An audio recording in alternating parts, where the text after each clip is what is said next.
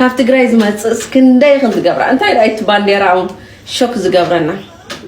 بانديرا محازن ألف مخدان بوبوين من نتكاسي انتاي تقراوين برتاي تقرينا كل بهال بينا ملكي بينا يشبي أبي أقرأ كنت زراب تقرينا تراي يكون انزل باسي بلنا المسز بتقراي تقراين إيرترام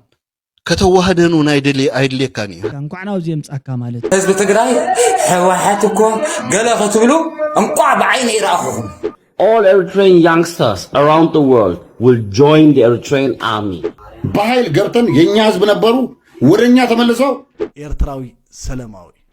سجايتو هاكو أجوت اسم قلت الكيام سي يفلطوني مالت مش صح من دربي حيت عمكا اوكي تمليك اسمعك هذا الريكارد زي ودب حدنة إيرتراويان اتي انكون أنا بصدرهم كانوا كلهم يحقوكم يرئيكم إيدك توقط يكونن أنا يلبخ صلات عابي إذا تعسك نجر عابي وتا نص يصبح نقوم كمزي مثل لا يجلس زول مالتي دحرا شعتها هذا قبر أنت ولا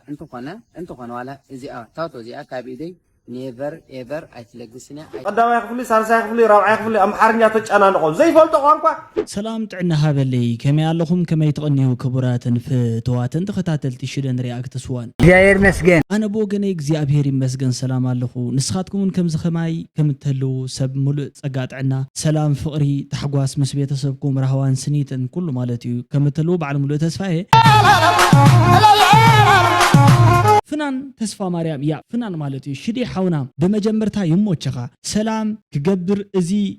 كلته حزبي حجزكا اي فلينا بزوم ادخرتي هقدف هيتي قيمونا ناتنا حزبي اريتريا اب عالم حدا حوالنا نص دما حزب تግራይ እዩ حدا اب ኤርትራ ካብ ትግራይ ዘይውለድ አይ ጨዋኤም ዝብሉ ነይሮም ወለድና ስለዚ አጆኻ ንተሓጋገዝ ይመችኻ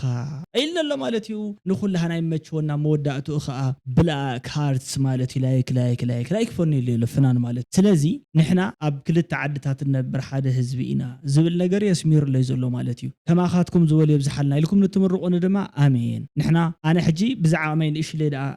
عد رخي بيزارب لكم بر لعلي دما عصف فتوت سلام فقري زمرت ولدي كم زلو رسيعي يكونكم مالتي كل سب ندحر ميديا حبكاس ززارب زخونه نجر الله مهنياتو مصحف اندي سباورو مالتي نحنا ون زينا احنا مهرز قبقنا قرم سلام ستيفانوس اكس في لايك زن بلو هارتس مالتيو ما تشلاف ريسبيكت بلو ريفولوشن زيرو شدن ودي قاد بلاشيو امين زي مرق مالتي زودي الى زمرق انخا اخول له مالتي سبسكرايب كومنت شير غيركم ريتكم نتصحفوا لي بملؤكم مالتيو از channel زي نسخاتكم يخم عيكم بتعميق ان لك بلوكم يزدل زي دما لو من زتولدكم مالتيو هابي بيرثداي إلكم اللهم من شدن رياكتس 1 Welcome to Shidden Reacts 1 أنا لو ما عند فيديوس كبزوب زي أنا هي بعينس مسع ساعة تجمير لو ما زي تقيش ودينا بزي خنجمرينا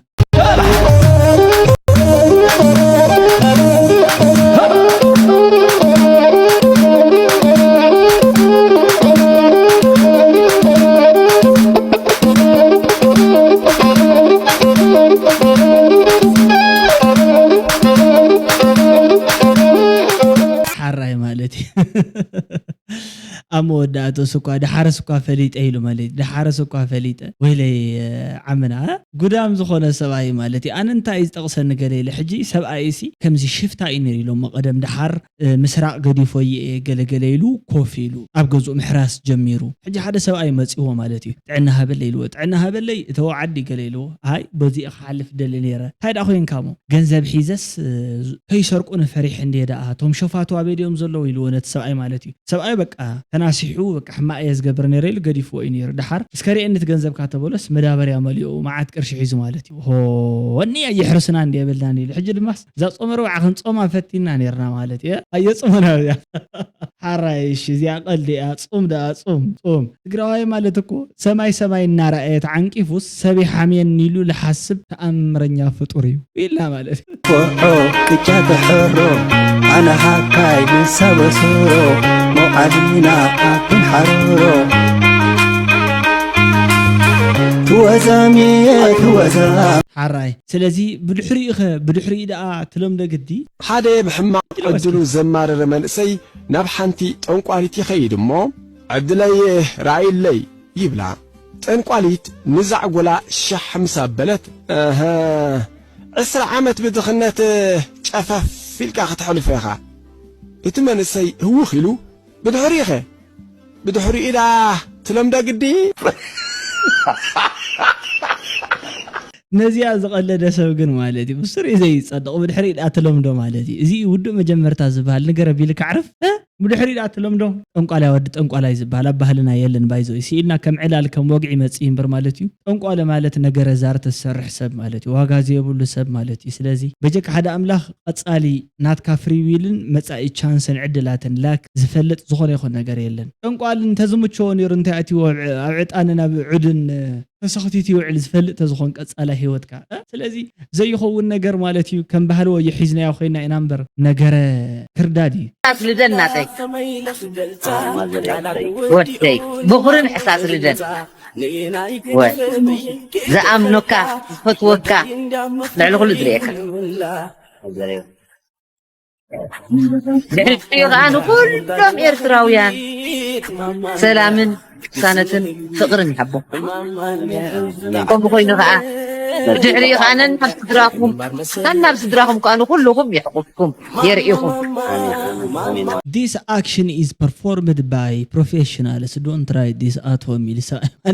أنا أدو خبرتي قبائيو أو زمريت زي زبلة خبرتي قبائيو مالتيو كله نجار مهنياتو أدو مالت كله نجار يا مالتين حدا ودسب أدو مالت تحت فت أريو ناب زمريت زي حزات كتمس ويكانت مس مهنيات زغونة مالتيو جن أبدرت أفلب بخا تتوقيت حياة إزازات حلي خا خبير كا مالت هيكونن مرجم ولادي يعنيني مرجم أدو دماء عزمتي سبر تباهيلو تتصحفلو صحفسي علامو انتي مالتيو عديخا تأززكا تخبر أما نقول እግዚአብሔርን ሰብን እኮ ዘለፈላላይ ናይ ትእዛዝ ፈላላዩ ወቅጠኒ ጠለፈኒ ሰአለኒ ይኮነ ነይሩ ማለት ናይ ትእዛዝ ማለት እዩ እዚ ግበር ኣይትግበር ያዲኻውን ንዓህ ትገብርላ ዝግባእካ ነገር ኢኻ ትገብር እምበር ሙቃጥ ክሳብ ክንደይ ናይ ዝኣክል ኣነ ማለት እዚ ተቃዊመ ይኮንኩን ወይ ከዓ ናይ ድሕረት መንገዲ ኢለ ይኮንኩን ግን ብዝተፈላለዩ መንገድታት በኦቢሉ ናብ ሓደታ ይዝባል ሓደ ዘይተደለየ ሽግራት ሕብረተሰብና ይኸድ ስለ ዘሎ እዩ ማለት እዩ ና ኢየሱስ ክርስቶስ እንድሕር ኮይንስ ጸገም የብሉን ይብለካ ኣብዚ ውቀጦ ማለት እዩ ሕጂ ክትውቀጦ ተለኻ ኸም ኣይተባህለን ቀሊል ሪኳየርመንት ቃላት ሓቲትካ ዘይገበርካ ታዩ ስለተወቀጥካ ያው ምስሊ ስለዝገበርካ አይኮነን ኣብ ልብኻ ጽላት ጽሓፎ ኢተዋይሉ ትእዛዛተይ ኣብ ኢድካ ተወቀጦ አይኮነን ኣብ ናይ ልብኻ ጽላት ማለት ድማ ሓሳብ ተሓስበሉ ስነ ምግባር ንኽትገብር ዘባራታት ዓካ ድፊት ደም ዘሎ ናይ ልብ ጽላት ኣሎ ኣብኡ ጽሓፎ ኣብ ናይ ኣእምሮኻ ሰሌዳ ኢኻ እምበር ትጽሕፎ እዚ ሳብ ክንዲ ዝኣክል ጽብቕቲ ኣዴኻ ቆንጆ ብጣዕሚ ደስ ኢላትና ኣነ ብወገኔ ማለት እዩ ከምዚ ግን ንርኢ ኣለና ብዙሓት ሕጂውን ንርኢ ቀፂልና ውቃጦ ሓጢያት እንዲሁ ፈልጥ ማንም ሰብ ፈልጥ መጽሓፍ ቅዱስ ሓጢያት ምዃኑ ፈልጥ ግን ፋሽን ኣምጾ ኢልና እንጥቀመሉ ኩልና ማለት እዩ ካራይ ጀሚርካ እንጥቀመሉ ነርና ኢና ውቃጦ ተጠቂምና ግን እቲ ተጠቀምናሉ ውቃጦ እንታይ ዓይነት ውቃጦ እዩ ሓንሳብ ሕጂ ብፍላይ ኣብ ዕርክነት ኮለኻ ትገብሮ ነገር ኣይርዳእካን ፍቕሪ ዕውር ይበሃል ምሽ ከምዚ እንድሕር ኣፍቂርካ ነታዋስ መግለጺ ወይ ድማ ነትወድ መግለጺ ፍቕርኻስ ኣብ ነፍስኻ ትውቆጦ እዚ ግን እቲ ዓቢ ዘጣዓሰካ ነገር ኣብ ህይወትካ ንሱ ይጽባሕ ንጎኦምን ንብለኩም ኣለኹም ምናልባት ሕጂ ኣብቲ ዘለኹም ሞስቶሽን ናይ ፍቕሪ ክርዳእኩም ኣይክእልኒ ስለዚ ኣነውን ከምኡ ዝብል ዘለኹ ማለት እዚ ምናልባት ናይ ኣዲኡ እኳ ይሕሽቲ ናይ ኣዲኡ እኳ ይሓይሽቲ ናይ ቀደም ኢል ነበረ እምበር ብጣዕሚ ኣዝዩ ቮላታይል ዝኾነ መሬት ወይ ከዓ ዳይናሚክ ዝኾነ መጽባሕ ተቆጽሎ ዲኻ ዘይተቆጽሎ ዘይትፈልጦ እንድሕር ዳኣ ኮይንካ ዝኾነ ይኹን ነገር ታንዲድካ ትገብሮ ነገር ኣዝዩ ሕማቕ እዩ ዝብል ርእይቶ እዩ ዘለኒ እንታይ ማለት እዩ ናይ ባዮሎጂካዊ ፍቕሪ ወይ ከዓ ናይ ሆርሞናት ፍቕሪ ዝበሃሉ ኣለዉ እዚ ማለት ስምዒታትካ ዞም ሓደ እንጀራ ባእኺ እንጀራ ይበልዕን ዘለኹ ማይ ከም ማይ ክትጸምእኒ ከም ሰማይ ክትርሕቕኒ ገለገለ ዝበሃሉ ቃላት እዚኦም ብምልኦም ድሕሪ 13 ወርሒ ኣይቅጽሉን እዮም 13 ወርሒ ዝቕጽሉሉ ሓደ ዓብዪ ምኽንያት እውን ንስታ እዩ መጀመርያ ባዮኬሚካል ላቭ ዝበሃል ኣሎ እዚ ማለት ስነ ተፈጥሮ ምስ ተፈጥሮ ኮይና ንዓ ክትርኢ ከለኻ ከምዚ ናይ ሃርት ፔሲንግ ዝበሃል ማለት እዩ ልብኻ ይወቅዕ ገለገለ በቃ ጽቡቓት ነገራት ዝረኣዩኻ ጽቡቓት ሆርሞናት ዝምንጩ ምስኣት ሕልፎ ግዜ ሓፂር ኮይኑ ዝረኣየካ እዚ ገለገለ ዝበሃሉ ዳሕራይ እንዳተረፈ እዮም ዝኸዱ ሓቃቂፍካ ብድሕሪኡ ቀፂሉ ዝመጽ ሲቹዌሽን ስቴፓት ገለገለ በሙሉ ብምንታይ ይዝትካ ብውሉድ ይትካ ብዝኽሪ ይትካ ብትዝታ ይትካ ሓቢርካ ብምሕላፍ ይትካ ብኻሊእ ነገር ይዝትካ ማለት እዩ። እዚ ኩሉ ተገጣጢሙ ማዕረተ ዘይኮይኑ ግን ናይ መጀመርታ ሳይትላቭ ኣፍቂረ ሓዳር ተመሪዐ ገይረ ነይረ ዝብል ውሕድ ሰብ ኣሎ ካብኡ እንድሓር ግን ማለት እዩ ከምዚ ምፍልል ኣይገለስ ዘሎ እዩ ማለት እዩ። ድሕራይ ሽዑታ ኢኻ ትገብር እዚ ሕጂ ተሰሚዕካ እንዲኻ ተወቂጥካ ዘለኻ ኣነ ኣይውቀጥን ስለዘይፈትዋ ኣነ ተቆልዓ ዘይኮነ ዘይውቀጦስ ምናልባት ሓሳበይ ክቕይር እየ ተዝብልስ ሓደጋ ዝኾነ ነገር ኣብ ኢደይ ዝገብር ዘለኹ ማለት እዩ። ብስሩውን ድማ ምፍታው ካብ ኣይትገልፅን ኢኻ እዚ ስሕተት እዩ። ብፍላይ ንሎሚ ዘሎ ወለዶ ድማ ሓደ እቲ ዲናሞ ንባዕሉ ኣዝዩ ብጣዕሚ ኣሸጋሪ ዝኾነ ማሽን እዩ ማለት እዩ። ኣብ ናይ ስቴሪላይዜሽን ከይዲ ወይ ከዓ ንዕኡ ኣብ ናይ ምምካን ስራሕቲ ዝስርሑ ነገራት እሲ ክንሓስበሎም እዩ ዝግባአና። ንሳቶም እውን ብጣዕሚ ኣዝዮም ከበድቲ ነገራት ክኾኑ ይኽእሉ እዮም። ጥንቃቐ የድሊ እዩ። ካብኣቶም ዘይግበሩ ነገራት ኣለዉ። ዲናሞ ገለገለ መወቀጥ ባዕሉ ማለት እዩ ከምዚ በላሕቲ ነገራት ንሕማም HIV ኤድስ ካብ ዘጋልፁ ነገራት ኣዝዮም ብሕማቅ ኩነታት ካብ ዝረኣዩ ነገራት እውን ምውቃጥ እዩ ነይሩ ማለት እዩ። ንምንታይ ብጣዕሚ ምስ ብዙሓት ሰባት ገለ ዝነኻኻእ ጉዳይ ስለ ዝነበረ ማለት እዩ። ናይ ሕጂ ዘሎ ኣልትራቫዮሌት ገለገለ ዝበሃሉ መምከኒ ናይቲ መወቀጥ እውን ከም ዘለዎም ኮይኖም ግን ሕጂ እውን ስቲል ብጣዕሚ ኣዝዩ ከቢድ ንጥዕና እውን ሓደገኛ ዴንጀር ዝበሃል ነገር እዩ ማለት እዩ። አብርሃም ሓሳብ ኣለኒ ይብለለ ዶክተር አብርሃም ዳማትና ቋንቋ ኣበበ በሰወላ ናልካ ንትግራዋይ ምጭነና ኣነ ብሱሩ ይቕበለ ታይ ንሽተይ ቆልዓ ትግራዋይ ቀዳማይ ክፍሊ ሳልሳይ ክፍሊ ራብዓይ ክፍሊ ኣምሓርኛ ተጨናንቆ ዘይፈልጦ ቋንቋ ታየርሊና እንግሊሽ ኣምሮ ሒሳብ ኣምሮ ፊዚክስ ኬሚስትሪ ኣምሮ አራይ አምሓርኛ እንተ ተማሃረ እንታይ ትሽግር ዝፈጠር ማለት እዩ። ሓደ ትግራዋይ አምሓርኛ ቋንቋ ተተዛሪቡ ሽግር የብሉን ንሱ ግን ኣይኮነን ኮ ትሽግር ሓቂ ኮ ክንፈልጦ እንድሕር ዳ ኮይና ማለት እዩ። ብቋንቋ ትግርኛ መጽሓፍቲ ተጻሒፎም ገዚእ ዘንብብ ሰበለዶ ይሄ ኣነ ናይ ቋንቋ ትግርኛ መጽሓፍቲ ማለት እዩ ቀልድታት ጆክ ነበረያ ነበረ ከምዚ ታይም ዝበሃሉ ማለት እዩ ኮክቴልስ ዝበሃሉ ገለ ማለት እዩ ዝረቡ ዝነበሩ ከም ዝበሃል ነገራት ኣለው ድሕጂ የለውን ታይሞሊ ዘሎ ተናትና ቤተ መጽሓፍቲ ናትና ኮ ፍልይ ዝበለ ስርዓተ ትምህርቲ ኮ ይዘለና ናይ ግዕዝ መጽሓፍቲ ኣብ ናይ ጉተንበርግ ጀርመን ላይብረሪ ይርከቡ 800 መጽሓፍቲ ኣብ ሓደ ላይብረሪ ይርከቡ ክበሃል እንተሎስ ሓንቲ እቱ ኢልካ ተጋጊኻ ማለት ተጋጊኻ ንጌጋዋላ እዛ መጽሓፍ እዚኣ ትሪኣ ኣለኻ ዶ ቀደምያ ተጻሒፋ ኢሉ ኣብ ቤተ መጽሓፍቲ ኣሎ ከም ዝብለሎ ዝኣረገ ንሱ እውን ማለት እዩ ከሪከለም ዝሓለፎ ኤዲሽኑ ዝኣረገ መጽሓፍ ሪቫይዝድ ዝኾነ ዘይኮነስ እቲ ናይ ቀደም ዝነበረ መጽሓፍ ንሳቶም አውትሶርስ ክገብሮ ከሎ ወይ ድማ ንኻልኦት ክጉሕፍዎ ካብ ዝጉሕፍዎ ንዓድና መፅኡ ላይብረሪ ኮይኑ ተቃኒዕ ትሪኦ ማለት አሜዚንግ ሕጂ በፂሓስ አምሓርኛ ቋንቋ ከይትዛረብ ዓረብኛ ቋንቋ ከይትዛረብ ኢልካ ንወላድካስ ክትመኽሮ ማለት እዩ። ናይ ከምኡ ኣይኮነን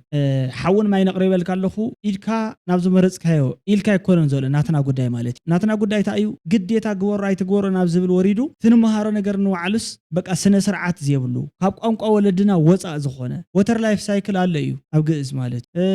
ስነ ህንፃ ኣለ እዩ ኣብ ግዕዝ እንድሕር ዳ ንገረና ትብል ኮይንካ ማለት እዩ ካሊእ መዓልቲ ሒዙ ክመፅእ እንድየ ዋላ ክዛረቦ ይኽእል ማለት ፀገም የብሉን ግን እዚ ኩሉ ነገራት ንባዕሉ ሲ እቲ ቋንቋ ንባዕሉ እቲ ቋንቋ ግደፎሞ ከም መምሃሪ ገለ ክትጥቀመሉ እቲ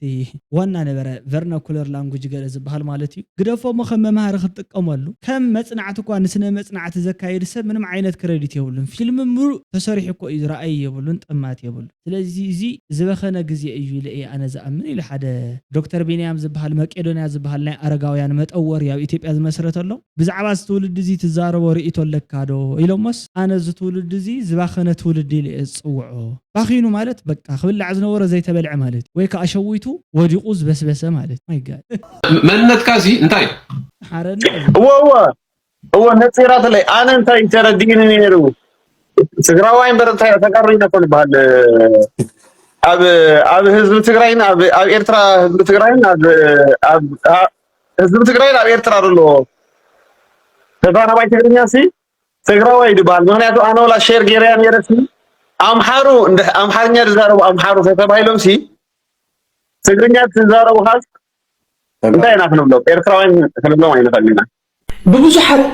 ተጋሩን ናብ ትግራይ ዝመላለሱ ኤርትራውያንን ዝበሃል ወይ ከዓ ክስበኽ ዝፍተን ሓደ ኣምር ኣሎ ዝኣምር እንታይ እዩ ኤርትራውያን ተጋሩ መጀመርያ ኤርትራውያን ተጋሪኦም ክትብል ከለኻ ሓደ ሰብ ከምኡ ድሕሪሉ ብሄናይ መለክዒ ብሄናይ ጭብጢ ኣብ ኤርትራ እኮ ተዘራቢ ትግርኛ ጥራይ ኣይኮነን ዘሎ ሶ ብሄናይ መለክዒ ኩላትና ኤርትራውያን ተጋርት ንክኾን ንኽእል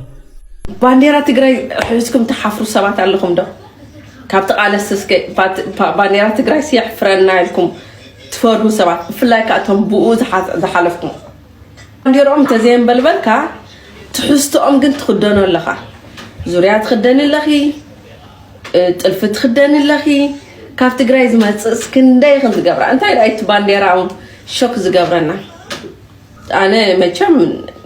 ሓደ መዓልቲ ሓደ ኤርትራዊ ባንዴራ ናይ ኣሜሪካ ሾክ የርኒ ክብል ሰሚዐ ይፈልጥ حراي أبزي أكو قناع تزربا كوي نعمة طريق نبلا مالتيو بانديرا محزن تلف مخدان بوبوين عندي حدا إرتراو نحرد أخوينو نا إرتراو مجلس يتحنت بانديرا لاتو نديا كتقراوي أنت خوينو خا نا تقراوي نتو مجلس يتحنت بانديرا لاتو خالي بانديرا مالتيو تيب أو نتخون تولد ما نا يتيب مجلس يتخالي بانديرا لاتو حجي كرانو مسلس تخدنكي بانديرا كتحزن لكي نو أنا حجينا أبنت سلامة وسلف توصي حيا أمريكا تخيرهم مو أبعدهم من برنتليه كم تناتاتهم سلامة وسلفهم ساعتهم قلت توصي ميبي نعاتهم زولو زلو حساس نعوني لكمن يوم تصبط قامي إلى تأمين له أبدي مونستريشن بانديرا جيرن أتوم حيزو خوت إخلي إزي مالت جن بزرق على سنتلخو نقال سنة عدي مقال سنة أبي إزي يومو زي بانديرا إلى جن حيزو خوت أكل مقال بانديرا يكون أنا حق زين زارب نتاعنا خوينا زي مالت بانديرا أنت حازس أجمع سلزلو زي كونه جن أتحزم ملك عسى الله ويزب لك زلو عمنا سلام وسلف أنت جارو حق زيلهم توصي من تقرأ باندير حزم توصي إرتراويان بس أوكي قليل نجار مالت قالوا سيلهم نوع على توم أخيباتهم جيرهم كوت تلوجن نحنا تقارئنا بمنتنا أمو تحجز الله باندير أمنتنا تقلص الله لهم ناي تقرأ باندير حزم كوت تفتيلهم زي حجم مستي زي كون علق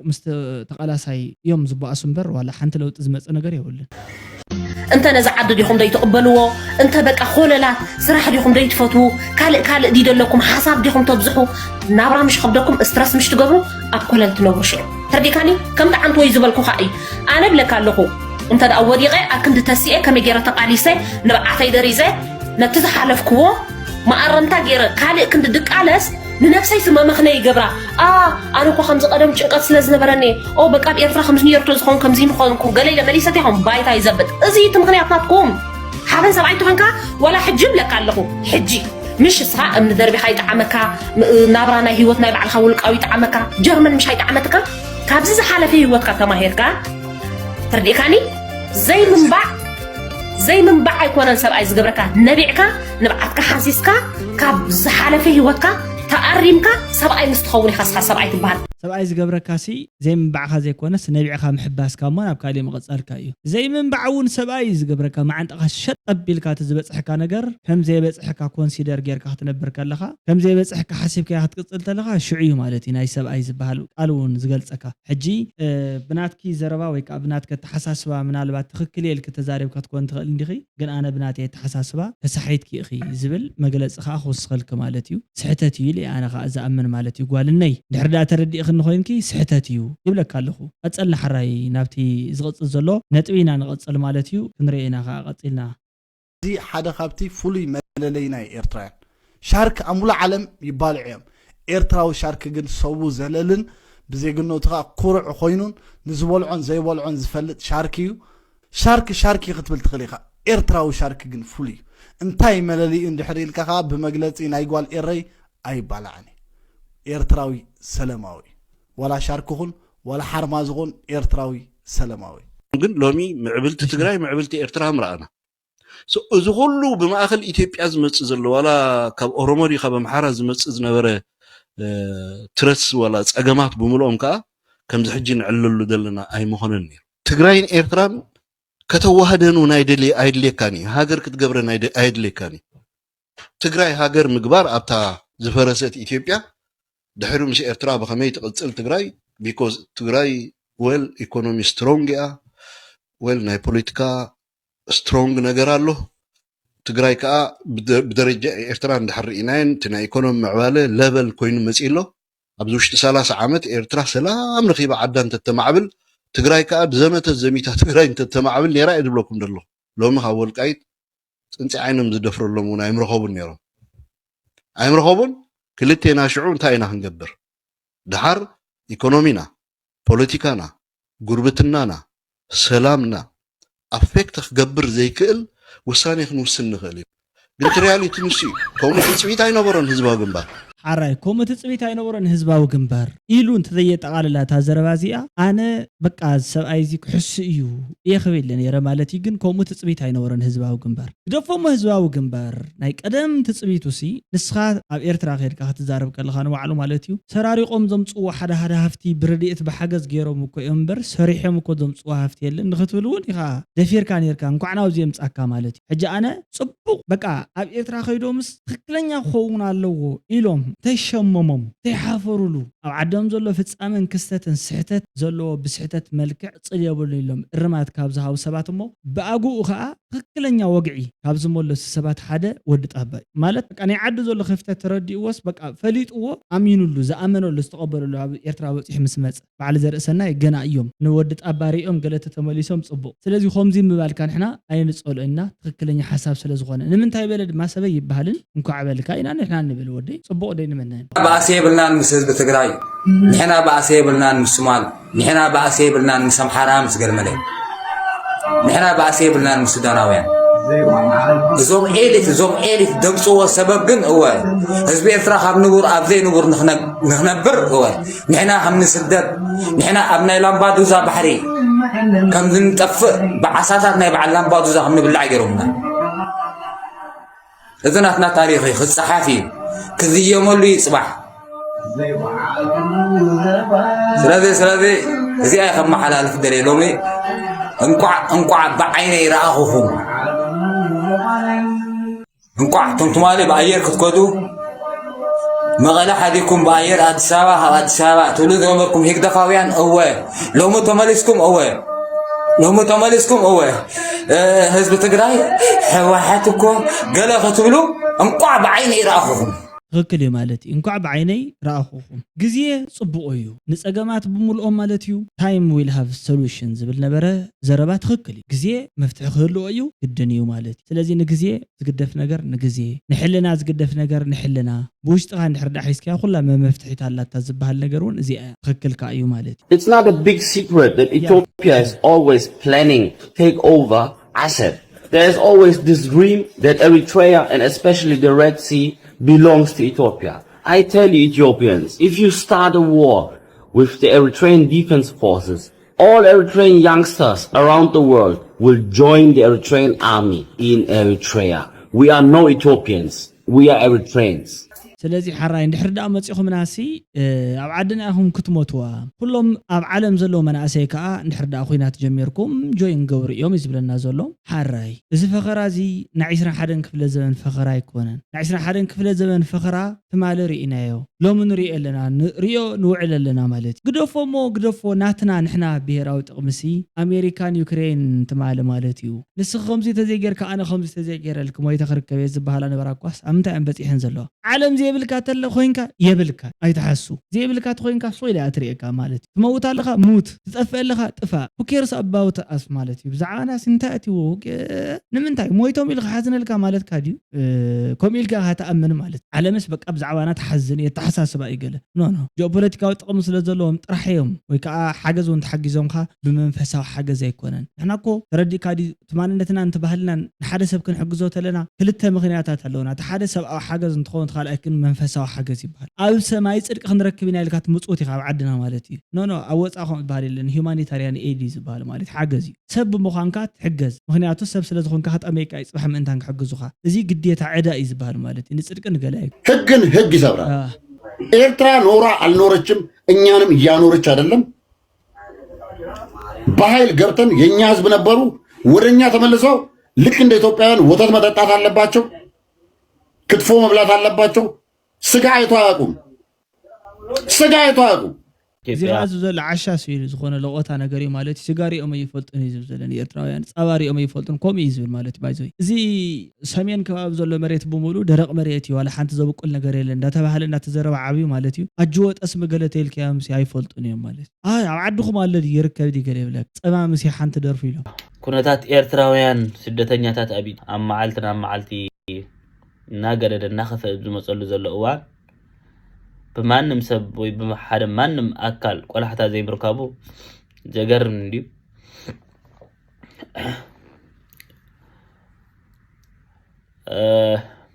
إتتساقم ናይ ውልቀ ሰባት ፀገም መሲልኩም ስቕልኩም ተሊኹም ትጋገይለኹም ናይ ውልቀ ሰባት ፀገም ኣይኮነን ምናልባት ንግዚኡ እቶም ግዳይ ዝኾንና ንሕዋትና ኣሰኣናን ንቕንዞ በይንና ንቕንዞ ንህሉ ኢና መን ደላይ ፍትሒ ኣብዚ ክላዓል ዘለዎ መን ይኸተ ሃገራዊ ንዝተወፅዐ ዜጋ ፍትሒ ዘይትኸውን ትኾንካ ደላይ ፍትሒ ሽሙ ሒዝካዮ ደላይ ፍትሒ ዝኾንካ ለመስለካ ሃገራዊ እናበልካ ንዝተወፅዑ ዜጋታት ድምፂ ክትከውን ዘይተኢልካ ሃገራውነት ኣባኻ እንታይ ትርጉሙ الو سمره هو سلام مرحبا من تسفو محارب بحال تسفو محارب هو زعبا زتفتيرو زلخونا تتعب كما يوسينكم عليكم انتهي زبريتها من يخاف تسفو محارب زعبا يزدر والله سلازا أبينا يوم قد تكون ويتا أنتي كم تقبرو نحنا ناكم رئيتون يرجي الناس لزغونة نحنا كحابة بيرنا بخطرة شو مري خاصة عدولا اللي هذا اللي انا عيفت كان اوكي ثمالي اسمعك هذا الريكارد زي ابيتو بوي اكو اسمع يكون زارب دي لخان انا بلاك انا زارب على كنت زارب زلو ነገር كنغرك تكلم كفاني حره انت اي تقول حق دي مالتي تسفو محرس كت مسؤم كسرحنا نو غنا يمسلن ندحركم متزخون يرأتها يعني هيرو مالتي بسمم عندي بديلينغ حزنيرو اي مسلن ግን ናብዚ በጽሕሽ አይትሕመቁ ፎቶ ኢሳያስ እንተሎ ደምስሱ አነ ዘይብላ ዳንደር አይትቆላ ገርዋስኪ كل ነገር ዘይኮን ነገር የለን ሳቱም ጋር ተሕመቁ ፎቶ ገለ ደልኩም ኣብ ፌስቡክ ገለ ድምስ ሳብሎኹም ናይያን ኣነ እኮ ናተይ ሳካት ኣባላት ታሕት ድሕራ ኸልኩምስ ናይያን እንዳረገጽኮ ከለኹም ክትረኹ ቀደም ዘጠና ያለው ስለዚህ ደማ ተኸዝበለ ፎቶ ሒዝኩም ዘለኹም ኣብ እስራኤል ዘለኹም ኣይትኸውን ኣባ ከለኹም ዝውር ብለዋታ ፎቶ ውድብ ሓድነት ኤርትራውያን እቲ እንኮ ንጹርነት ናይ ቃልሲ ፖለቲካዊ ቁኑዕነትን ተሓታትነትን ሓላፍነትን ተሰኪሙ ዝቃለስ ዘሎ ውድብ እዩ ኤርትራ ከም ሃገር ህዝቢ ኤርትራ ከም ህዝቢ ታሪኽ ኤርትራ ከም ታሪኹ ተቐቢሉ ዝቃለስ ዘሎ ሓይሊ እዩ معس زتراي ثلاثة مدرخات ناي قالس ونيني زخيل زلو اتقدماي سرعه نمغيار تخالعي مسجاجر منجست فتحاوز غونه مسجاجر منجستن كلن ودباتن سيفيكاوين محبراتن هايمانوتاوين تكالاتن اساتيفو ناي حبار ناي ايرترا مسجاجر منجست زهنصلو انا هجن مجمريا غزي ودب حرنت ايرتراويان زبهر قال سميعي كمزي لخ امالت خري خلخ اورغانايزيشن اوف ايرتريان ايليتيز بري مالتيو تغريمي بوغني تايز بلزولو حاونا غليله الله دي قدم حجي لنيره نادي حجي فريط يلو وحاي يزبهر مالتي وحاي حراي نادو ما انت فيديو نزي زمسل قسام موداتا مدب مسانا صنيحكم موداتا دما اناص زبل رئيتو غديفكم نتخد سوات بملؤكم سبسكرايب لايك كومنت شير اي ترسع مبالي زدلي كمتم حواتكم كا رئيتو بتعمي صبصبط بل رئيتو تصحيفهم زخدو بزحات سوا سلازلو كم اتو مالتي صدص زبل رئيتو تصحيفكم كتوصو نغره منقدكم يتابعكم مچم شدن لبام سبيخا انس تغارو لبامات اخوم زبزحكم تغارو يحواتنا اخوم كونه ايلوم فلاليومنا انا غوالا سمراي اتحق ግን ንሱ እዩ ካባይ ዝትሕት ኤርትራዊ ዘምሃሮ ወለዲ የለን ብፍላይ ድሕሪ ናጽነት ዝተወልዱ ወለዶሙን ስነ ምግባር ኣይተማሃሩ ደቂ ተጋደልቲ ብፍላይ ካብ ስድሮሙን ከም ዝበትኩ ተጋሩ ኣቦኦም ኣብ ገሊ ኣደ ድራራ ተመርር ስለዚ ውጽኢቱ እዚ ነይሩ ተመርር ማለት እዩ ስለዚ ውጽኢቱ እዚ ነይሩ ተጻረፍቲ ሰንዓፈ ስነ ምግባር ዘይብሉ ወለዶ ብዙኾነ ሰነፋት ተጻረፍቲዋ ሰነፋት እንታይ ሰንዓፈ ስነ ምግባር ዘይብሉ ወለዶ ብዙኾነ ለባሚኻ ቀጽሎ መሃሮ ያላትን ማለት ስለዚ ኤስ ፎልስ በጠቅላልኡ ስነ ምግባር ክትሕልፎ ዝደለየተሲ ብፍላይ ድሕር ናጽነት ዝተወልዱ ወለዶሙን ስነ ምግባር ኣይተማሃሩን ሕጂ ታይ ኮይና ዘሎ እዚ ኣኳ ኣብ ኤርትራ ጥራሕ ይኮነትን ከም ገጢማትና ማለት ዋላ ኣብ ትግራይውን ሕጂ ዞም ተቃወምቲ ገለን ድሕር ዳሪኹም ተኮይንኩም ሲ ፖለቲካ መቋም ካሊ እዩ ባህልኻ መቋም ድማ ካሊ እዩ ሕጂ ታይ ይገብሩ ዝንጥል የብሎ ትርኢ ማለት እዩ ደብረጽዮን ታይ ዋጋ ኣለዎ ታይ ፍሊጥዎ ዘይ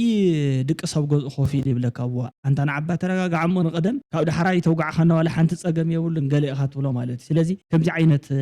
ኣተሓሳስባ ዘለዎ ጀነሬሽን ክፍጠር ዓብይ ዕንቅፋትን ዓብይ ምኽንያትን ዝኾነ ፀገም እንታይ እንድሕር ኢልና ማለት እዩ ባህሊ ትበሃል ተሎ እንታይ እዩ መብዛሕትኡ ሰብሲ ባህሊ ምባል እንታይ ማለት እዩ እንታይ ባህሊ ምባል የድልየካ ሎሚ ዘመናዊ ዓለም ኣለካ ምስ ዘመናዊ ዓለም ተመርኩስካ ከዓ ትሪኦ ኣለኻ ማሕበራዊ ሚድያ ፀፊፉ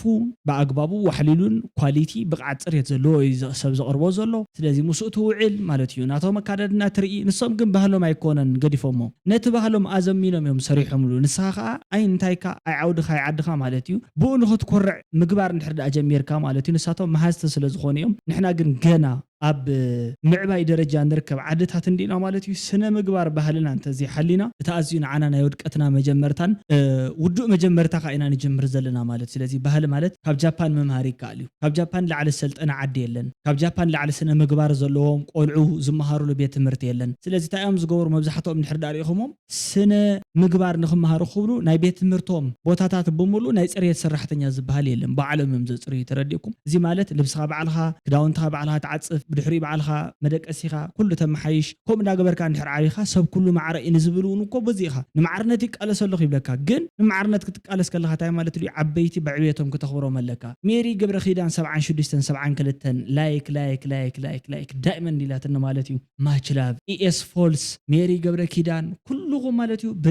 ብጣዕሚ ዘኽብረኩም የቐንልይ ንርእቶታትኩም ብጣዕሚ ሃናፂ እዩ ባይዘወይ ግን ኩልኩም ኩላምልኩም ለዋም ቅነ ኾነልኩም የዝምን ቻው ደሓና ቀኒውታ Wood light. نحن نحضر تحوات إيمان